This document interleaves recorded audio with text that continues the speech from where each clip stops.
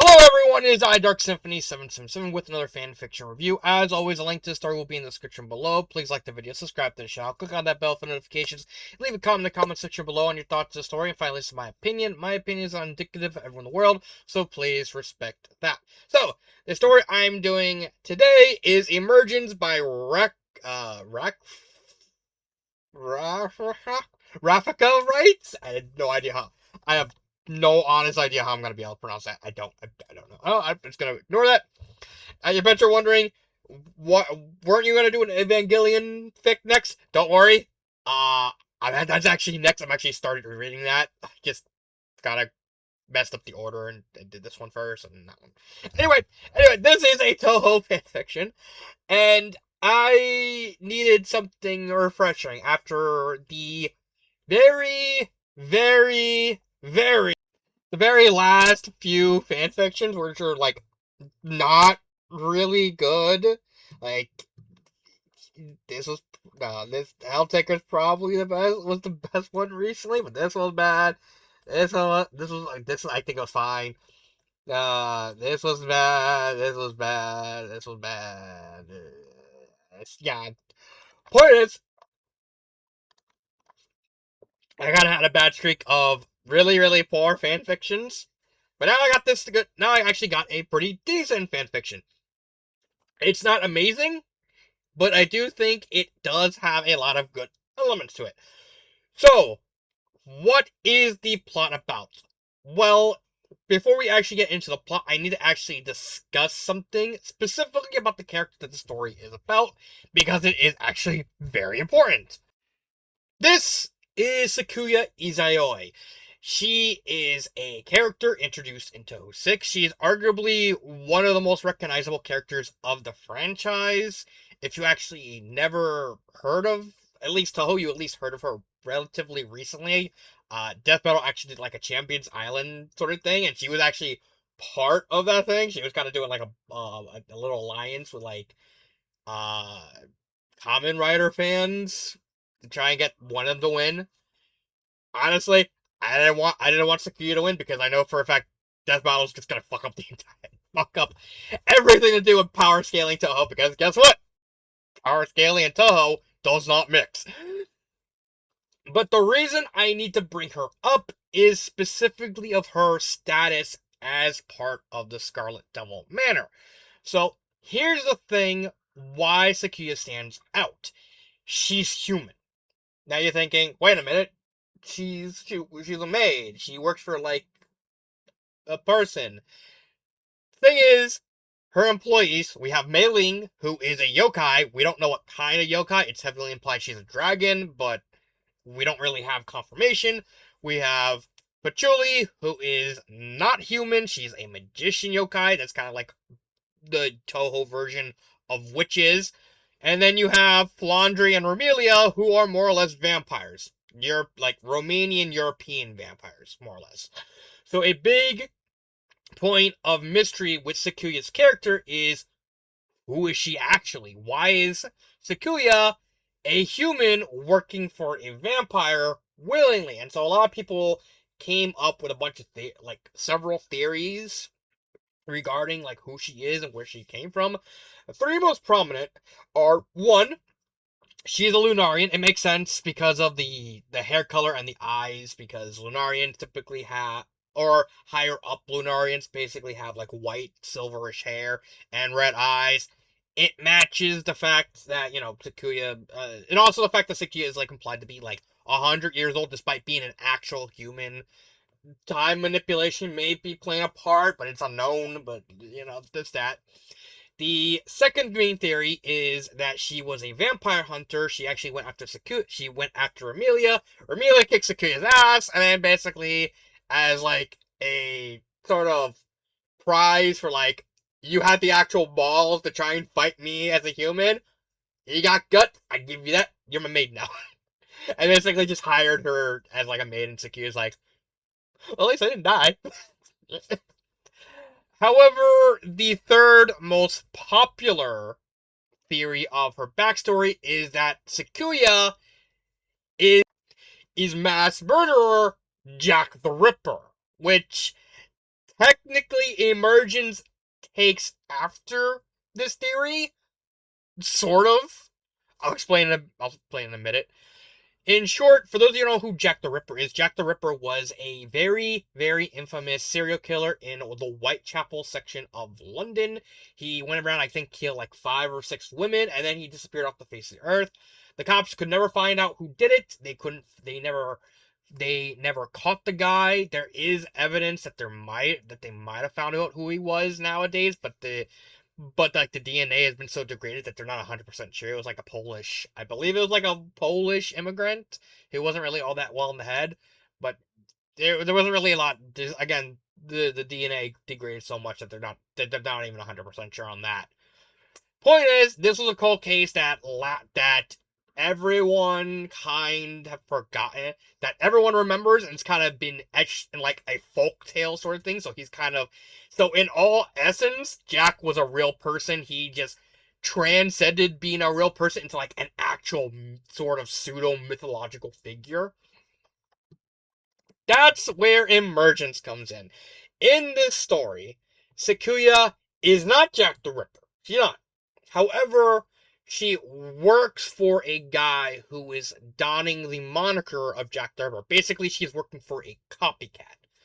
For those of you who don't know what a copycat is, in crime, copycat killers tend to copy very famous killers in order to imitate them, kind of usually for like attention or to like show admiration. It's like a weird narcissism thing. I don't really know. It's confusing. The point is, there's a reason why the killer is like pretending to be Jack the Ripper, because it has to do with like a lot of time. It has to do with like a lot of yokai stuff related to Touhou lore. Again, Touhou does like a really weird thing with yokai and all that. But more or less, the plot is sort of a backstory for how Sakuya joined the Scarlet Devil Manor. In short, Vermilia wants to get into Gensokyo because she wants her family, i.e., Mei Ling, Patchouli, Kawakuma, and her sister Flandre, to actually be happy. They've been on the run for so long, and they realize, well, Gensokyo is like the only place that we actually have a shot at. Yukari basically says, nope, I do not trust vampires, I do not like vampires. So, Vermilia, in a desperate bid to try and convince Yukari to kind of be let into Gensokyo, goes to Whitechapel, London, to find this man named Jared Osborne, who can teach her manners, teach her how to be a high society type, to hopefully convince Yukari to let her in, so that way she can better take care of her family, so that way they can stop running, they can stop hiding, they can be with people that they might like now, and be a family again. However, Whitechapel is currently in control of what I would call the Barnes family, which is this really creepy, like yokai cabal that more or less is holding Whitechapel hostage. It is led by this named Edwin Barnes, who is the copycat Jack the Ripper. And he's basically using Sakuya's power. Basically, Barnes' whole plan in the story is he's using Sakuya as a mobile time machine, because if you don't know, Sakuya has the ability to manipulate time. He knows this. He has Sakuya in Whitechapel, using her power to perpetually keep everyone's memory of Jack the Ripper alive, in order to keep him and the other members of his family, well, other of Cabal actually, alive. Because in Touhou, yokais need acknowledgement of existing in order to actually live. If you don't acknowledge that they exist, or you're able to rationalize your way out of it, then they start to die off and they disappear. So Jack is using Sakuya to basically forcibly keep those memories alive. Therefore, people remember who Jack the Ripper is. He's able to stay alive despite being a copycat. And basically the rest of his and he's able to kind of keep the rest of his cabal alive, because like Despite the fact he employs a lot of humans, he does like all of his closest associates are like actual yokai, like werewolf, a moon nymph, I think like a water elemental. Yeah, and then there's like whatever Sergey is. I don't know. I don't Sergey's like implied to be human, but he's like a really really tall human. But yeah, that's not. Uh, and this puts them at odds with Amelia because Amelia actually runs into Sakuya. You actually see at the beginning of the story where like where Amelia is basically like yelling, like being very frank and rude to Sakuya, and Sakuya of course tries to brush it off and get some humorous laughter in, and Amelia is like, I like her, I want her. And that basically is the crux of the story. Ramelia realizes Sakuya is basically just a broken girl, and she realizes that I want her as part of the family because I realize she can actually help me and all that, and that puts her at odds because Jack basically wants to keep Sakuya abused, and Whitechapel to basically keep themselves alive, and Ramelia wants to take her with him because she realizes that Sakuya is basically being abused, and she wants Sakuya to be happy. So it's kind of a trying to keep each like the bad guys are not really like they're bad, like they're really really bad. It's just there is a legitimate reason why why they're behaving the way they are. They're just trying to keep themselves alive. They're just going to like really really depraved lows to do it.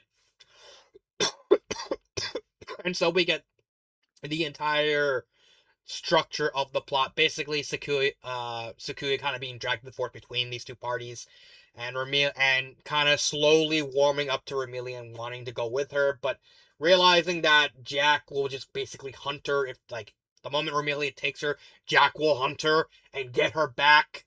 And of course, Jack since Jack basically has like a contract on Sakuya, he also has access to Sakuya's time manipulation powers. Granted, it's not as refined as Sakuya's because Sakuya can just do it passively. Jack needs a her stopwatch in order her not her stopwatch her Luna watch in order to actually manipulate time.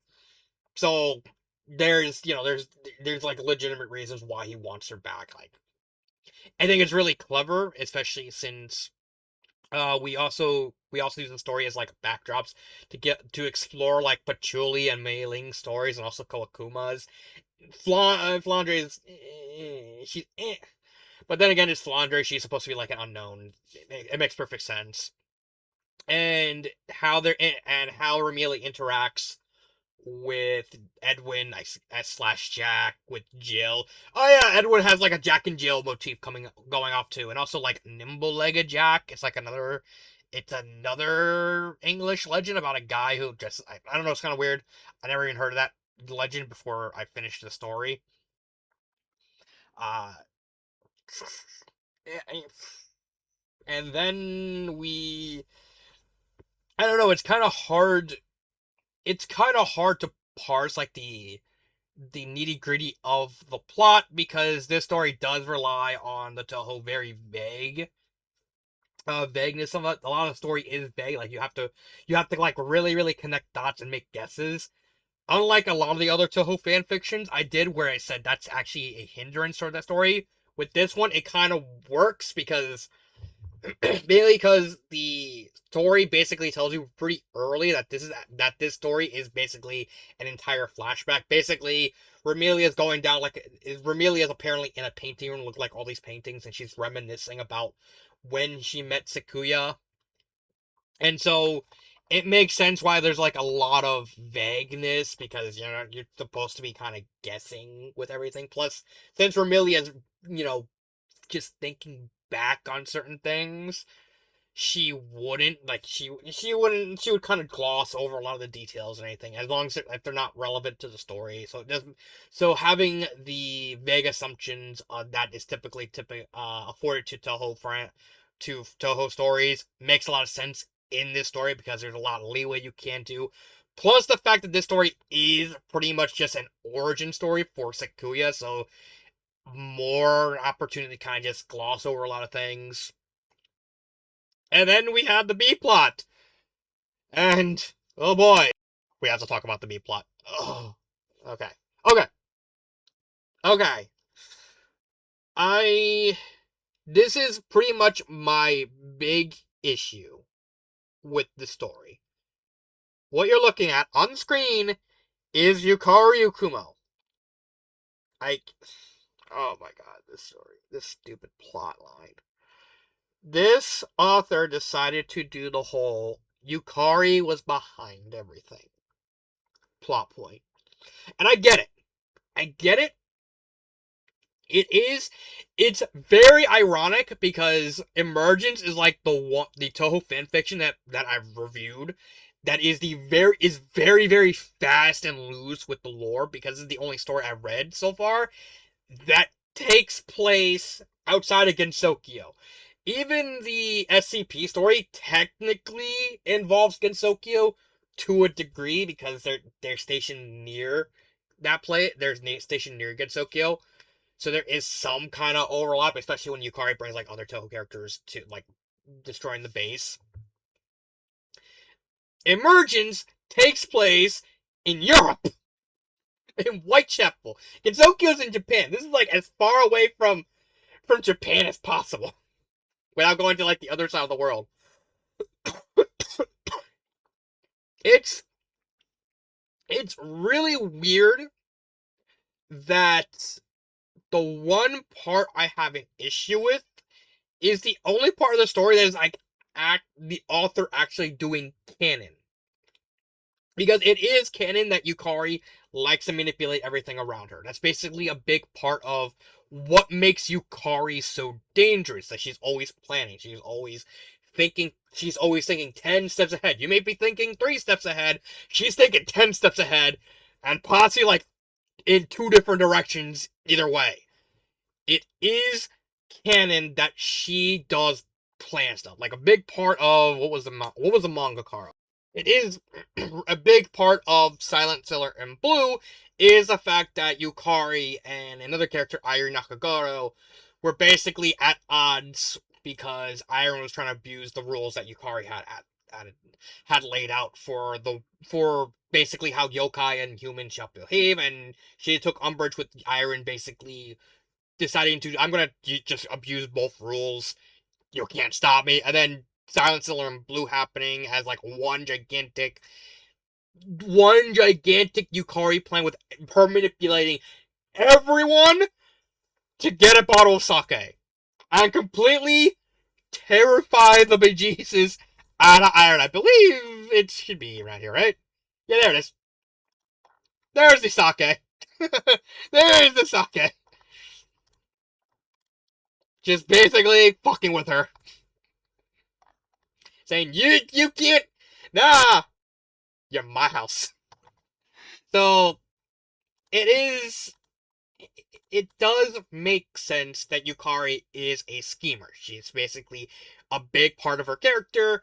The problem is, her entire subplot has nothing to do with the story.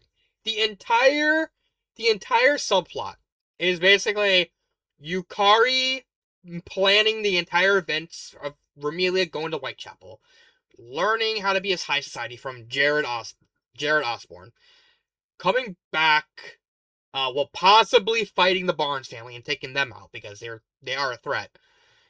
Then using her very real racism against vampires, bring Romelia in, tell her there is a yokai who is basically about to start a coup and could potentially kill everyone.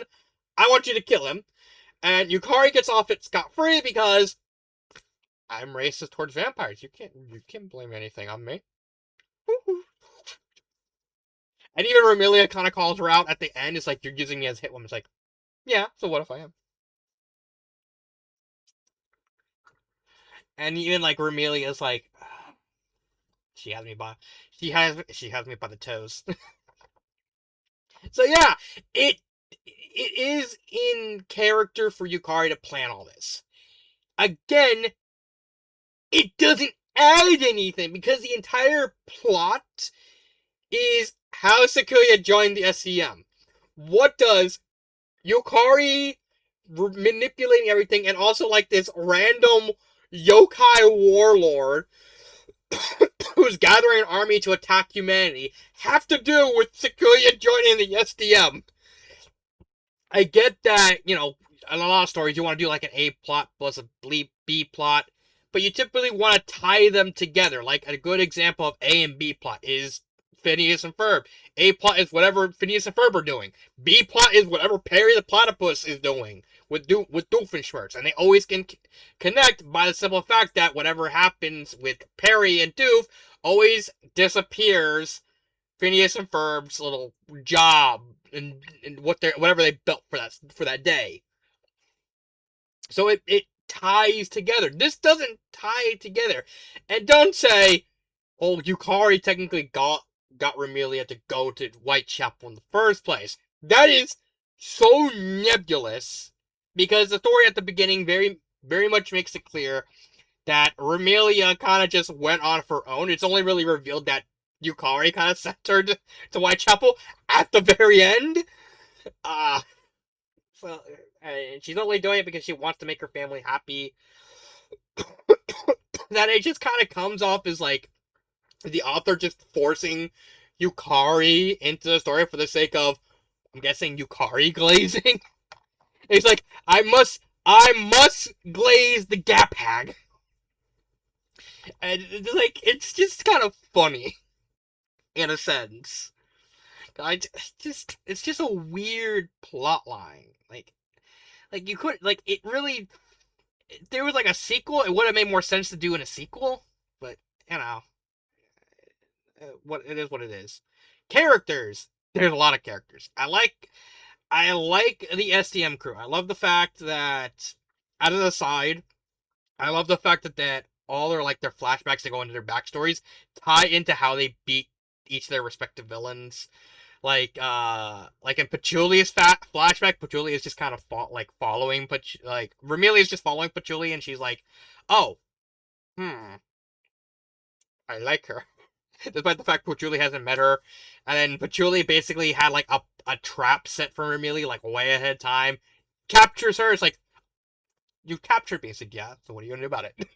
Like, hey, I want you to join me. Okay. And like using that trapping knowledge to defeat the Jin that was basically the person in charge of maintaining the hold over Sakuya. I think that's clever, and that includes like Kawakuma using like going into her trickery and deception, like what like she wanted to just trick Patchouli into like wanting to work for her and then run away.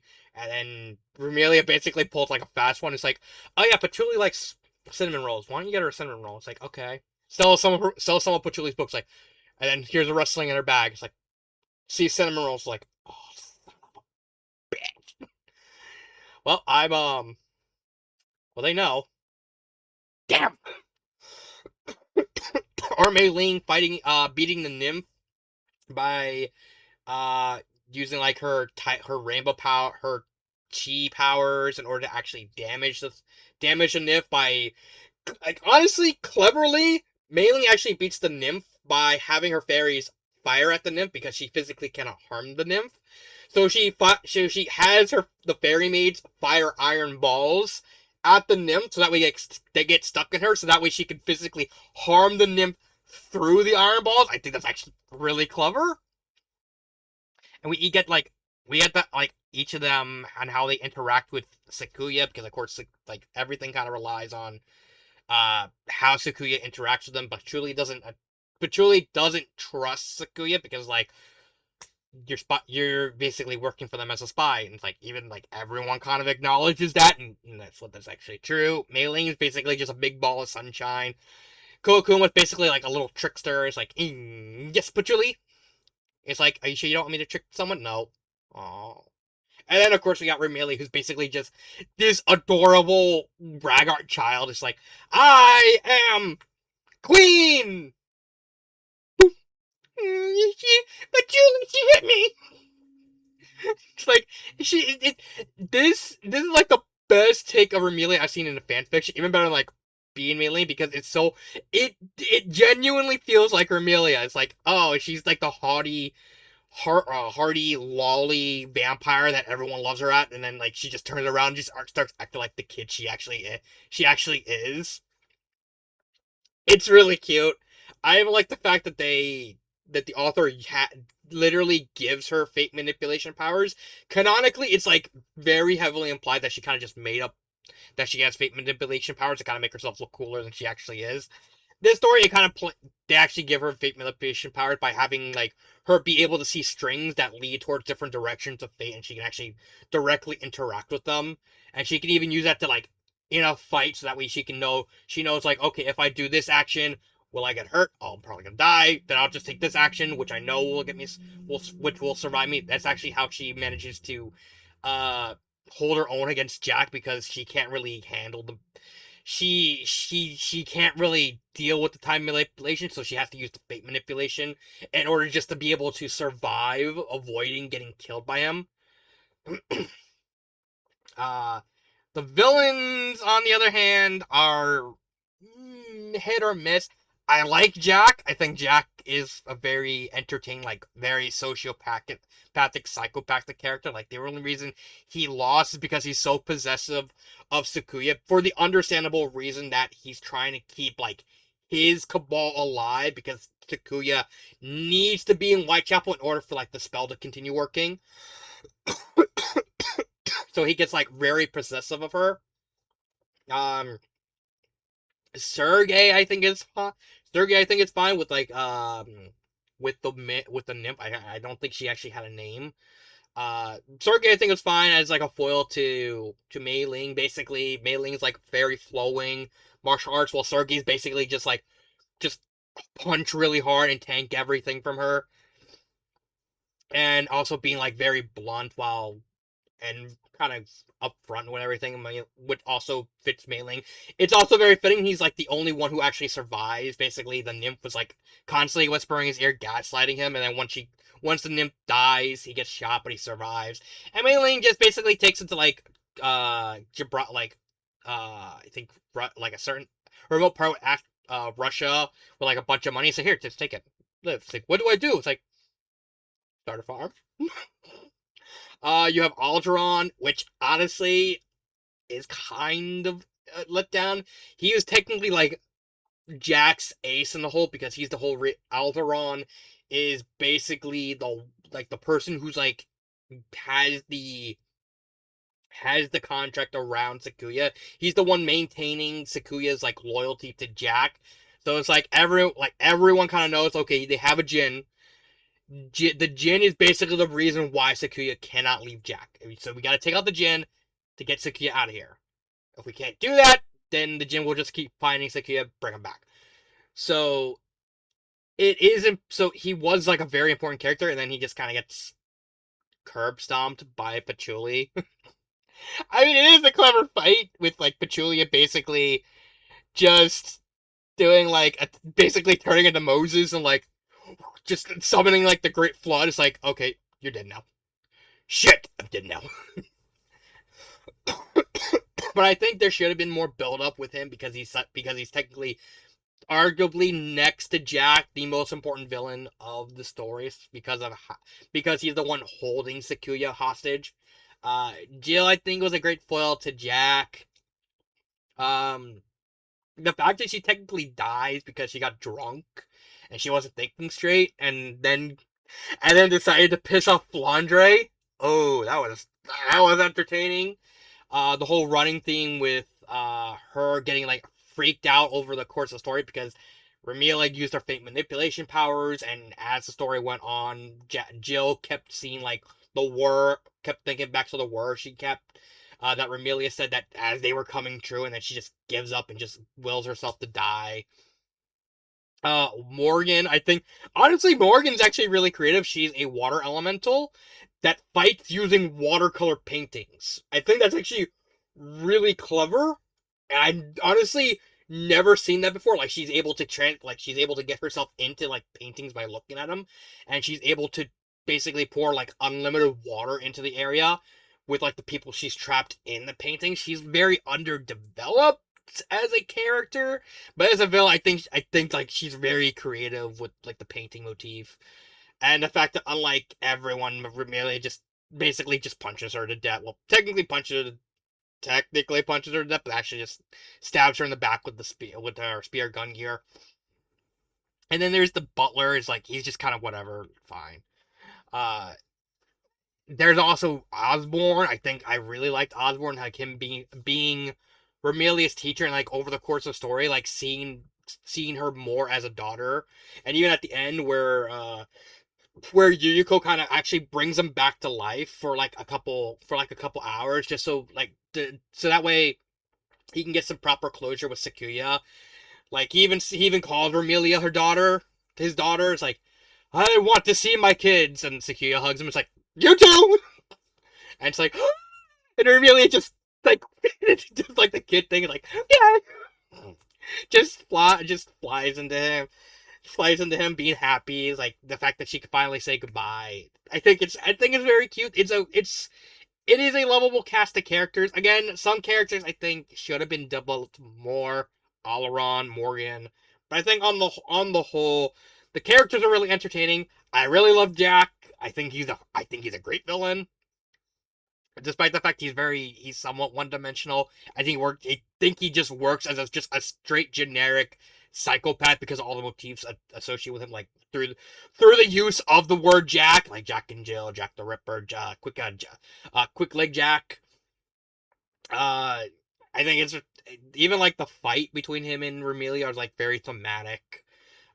With them fighting in a church, like you have Remelia, who's like, despite being a monster, is like shows more human compassion than like anyone around her, and then you have Jack, who's basically a human, but he's so monstrous that he more or less would be shunned by God himself, fighting in a church and basically taking each other out for like control of who gets Sakia. I think it's very fitting.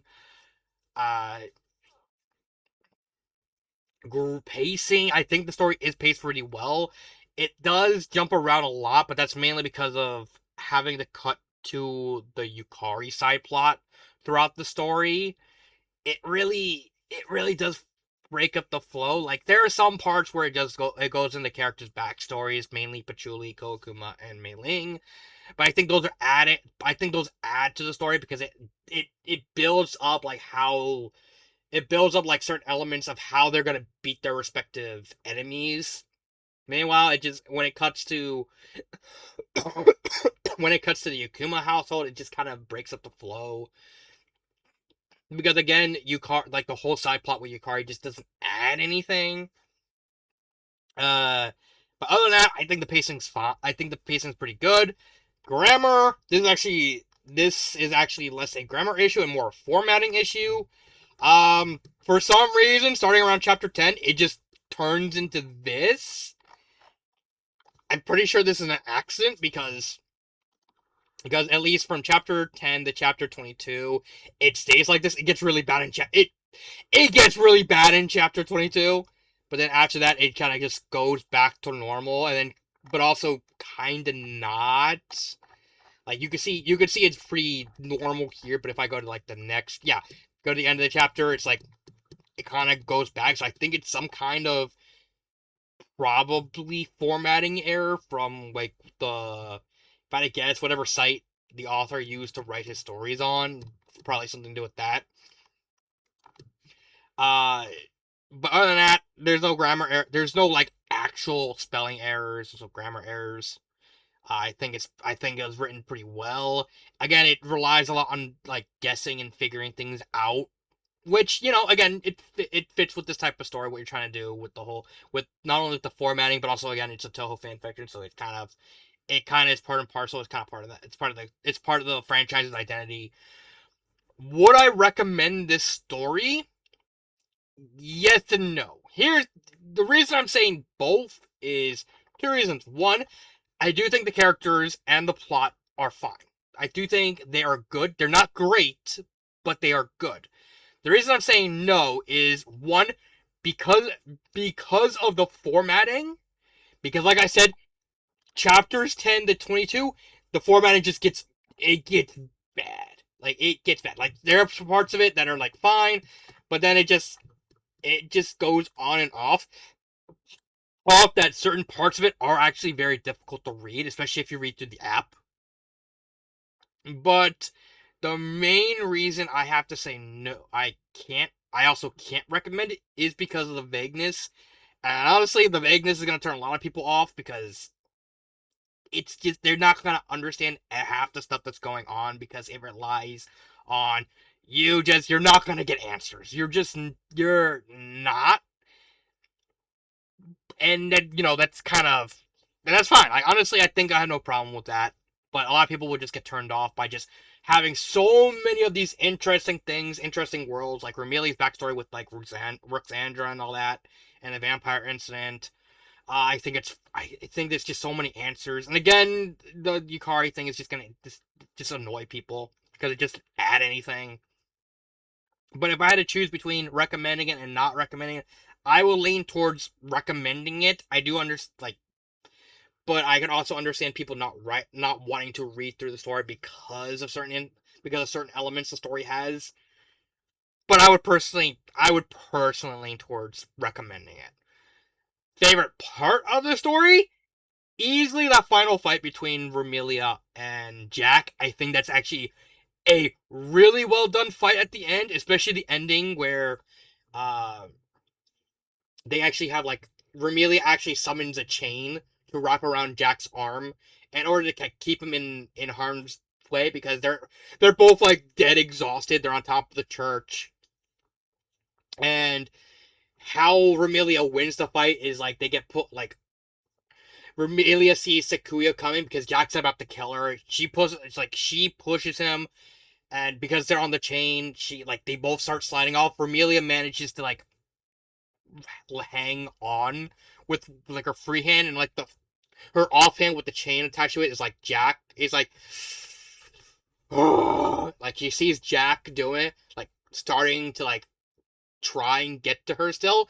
And so Romelia, in like the most badass way to kill a villain ever, she uses her magic to turn the chain into her spear the gun gear, which actually burst inside of the guy's chest, like because it's tied up to his arm, and it just burst inside his chest. Like he uses the last of his energy to try and kill her, and then she basically just uses the last of her energy to just throw it down, and basically creates like a massive, like exploding blood cross, basically burning him alive. I think that's really badass.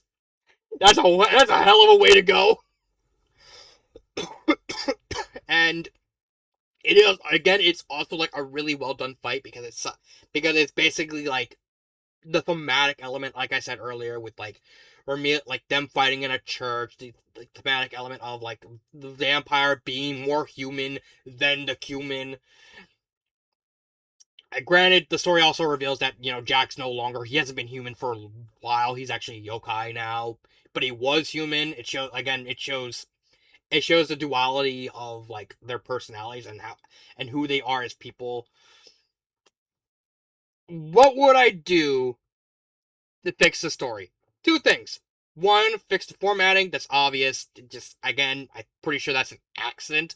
The other thing is I would cut out everything that has to do with Yukari, with one notable exception. It's basically, where is it? Right here. I believe, yeah, it's right here.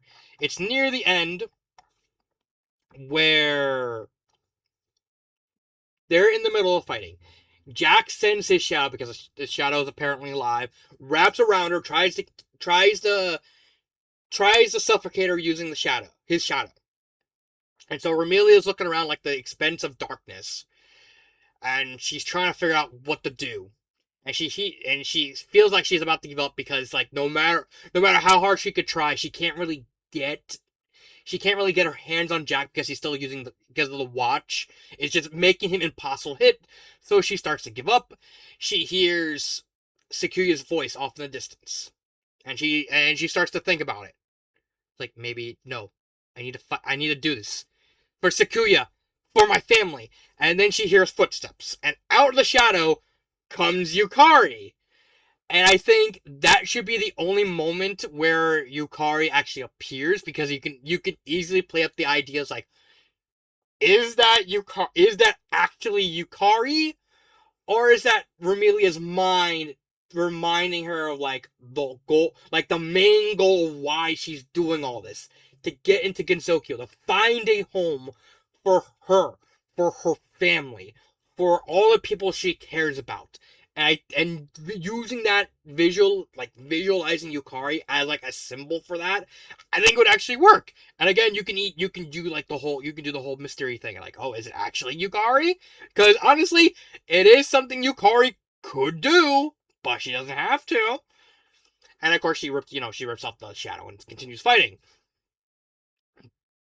If you want to keep the whole vampire, like the whole warlord thing, and also like the vampire angle that's also technically tied to that, make a sequel. You could just have that as a sequel. Remelia's in Gensokyo. She basically has to plan to take out this warlord.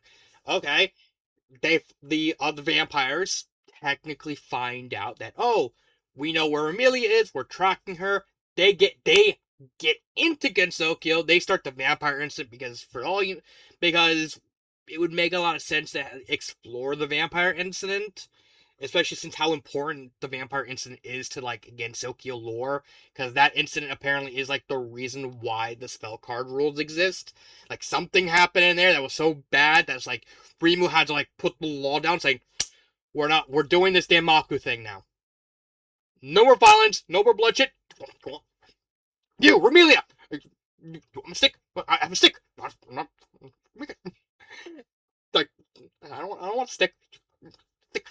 I got a stick. I'll for use it. And you can, like, granted, you probably wouldn't have Rimu show up until, like, the very end. Mainly because Rimu would probably be too young. You know, I saw that. But there's a lot of angles you can take by just removing that plot line and make it in its own story. And you can even make it like, you can even have the story kind of focus on like Yukari and Remelia's dynamic. Like Yukari's still very racist towards Remelia. There's a lot you could do with it. So yeah, that is Emergence. I really like the story. It's not the greatest story that I read this year, but it is up there. This has been Dark Symphony 777, and